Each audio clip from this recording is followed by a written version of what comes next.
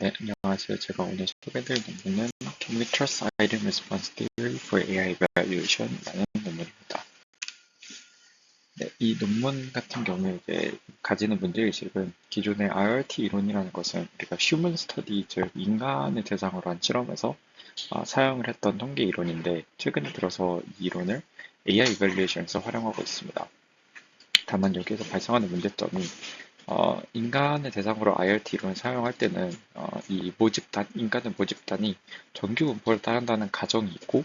그리고 보통은 응답자가 수백 명에서 뭐 수천 명 정도, 그리고 평가 항목이 뭐 20개에서 인당 한 100개 정도 활용을 하게 됩니다.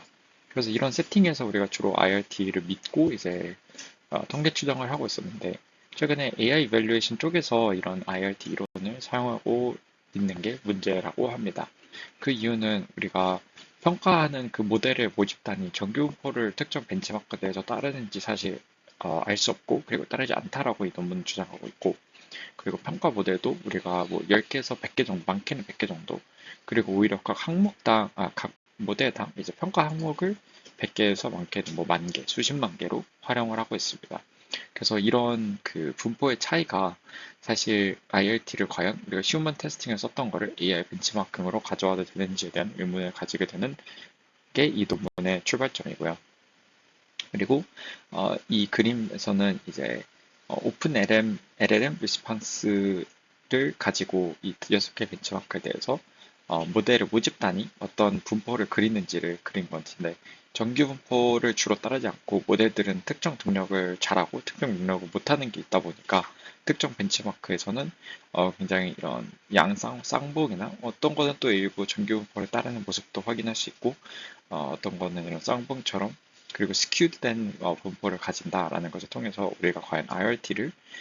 이런 AI 벤치마킹 활용해도 되는지에 대한 의문을 가지고 이거를 실험적으로 분석한 논문이라고 봐주시면 되겠습니다.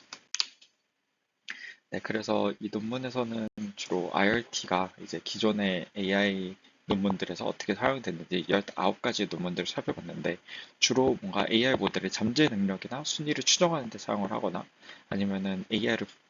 벤치마킹 해야 하는데 너무 쉽거나 구분력이 낮은 문제들을 탐색하고, 그리고 유용한 문제들만 뭐 벤치마크들을 골라내서 우리가 좀 효율적으로 벤치마킹 하기 위한 벤치마크 축소 과정에서 IRT를 활용한다든지, 아니면은 모델이 특정 난이도 영역에서 디서 강하고 어디서 약한지를 분석하는데 이 IRT 이론을 사용했다라고 보고 있습니다. 그래서 이 논문에서 지금 보고 있는 것은 이 IRT 모형들을 뭐 1PL, 2PL, 3PL 이렇게 점점 복잡한 모델들과, 그리고 평가 모델의 개수를 총 5가지, 벤치마크를 6가지, 그리고 추정하는 방식을 기존 19가지 논문들에서 뽑아서 한 4가지 정도 실험 세팅을, 시뮬레이션 세팅을 잡아놓고 이거를 각 조건당 50회씩 반복을 해서 이 IRT 이론을 기반으로 AI 이밸류에이션 하는 것이 의미가 있는지 파악하고자 합니다. 네, 그래서 여기서 실험 결과를 보시면 이 오른쪽에 있는 Figure 3에서 말하고자 하는 것은 우리가 평가 대상의 모델들이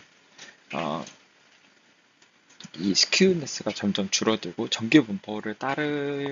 따라야지 이 IRT의 랭킹 리커버리도 점점 성능이 올라간다라고 주장을 하고 있습니다.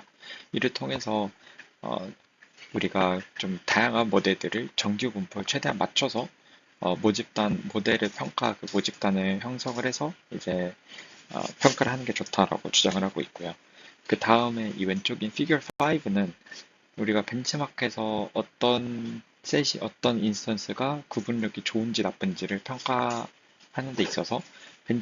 모델을 최소한 100개 이상 정도는 써줘야 그게 의미가 있다고 합니다. 100개 이상의 모델을 사용해야지만 아이템 민 에러가 줄어들고, 그리고 이 디스크리미네이션 리커버리가 올라가는 걸 통해서 이제 어떤 항목들이 좀 구분력이 좋은지를 파악하기 위해서는 최소한 100개 이상의 모델들을 가지고 평가를 한 후 IRT를 사용해야 좋다고 주장을 하고 있습니다. 네, 그래서 이 논문에서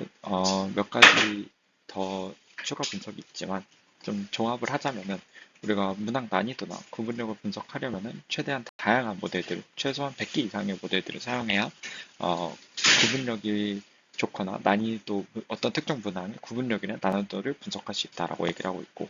그리고 모델의 랭킹을 발표하기 전에 모델 성능이 특정 구간에 몰려있진 않은지, 스키우드 되어 있진 않은지, 우리가 정기분포를 최대한 따르도록 모델들을 선택했는지 확인해야 한다라는 이야기와, 그리고 모델 수가 너무 적다면은 이제 복잡한 IRT 방법은 조심해야 되고, 그리고 분석에서는 중요한 분석을 할 때는 우리가 시뮬레이션을 통해서 이 어떤 주장하는 결과가 반복해서 재현되는지를 검증해야 될 필요가 있다라고 주장을 하면서 논문이 마무리가 됩니다. 그래서 이 논문을 통해서 우리가 인간 휴먼 스터디에서 주로 사용이 되었던 IRT 이론들을 AI 이벨루에이션에서 사용할 수 있는지, 이게 과연 의미가 있는 것인지, 그리고 어떤 부분은 신뢰가 가능하고 어떤 부분은 좀 신뢰하기 어려운지를 실험적으로 살펴본 논문이다 라고 봐주시면 되겠습니다.